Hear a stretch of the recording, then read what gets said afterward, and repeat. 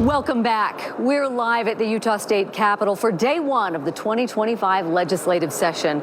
Lawmakers finished their day of work. They're here with the legislative social for the opening night. But something that's new here at the Capitol this year is a room inside the Capitol building that can help voters understand where the millions in taxpayer money is going. News specialist Alex Cabrero continues our team coverage tonight. And Alex, this room is even called the Transparency Room. That is what they're calling it, Dee Dee. It is a small room inside the Utah State Capitol building. Now, it is a room that hasn't really been used before, maybe for a small office or something like that. But starting with this legislative session, the Utah Office of the State Auditor figured, why not turn it into something useful for people who have questions?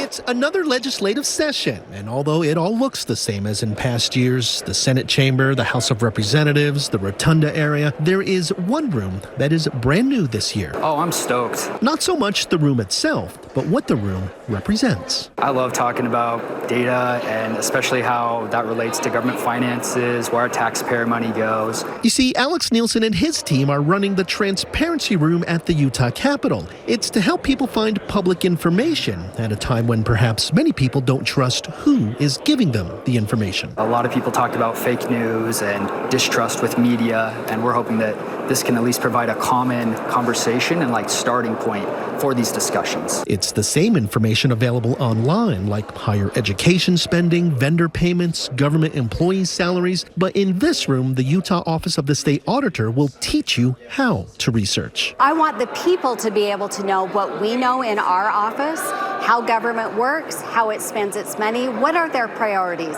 So when they make a vote, they are actually informed citizens and informed voters. And maybe just as important, the auditor's office isn't Republican or Democrat or any political party.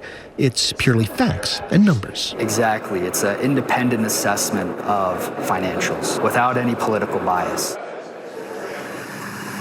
Now, that room will be open during the entire legislative session. The auditor's office is hoping to learn more about what types of information people want so they can make that transparency room even better during the next legislative session.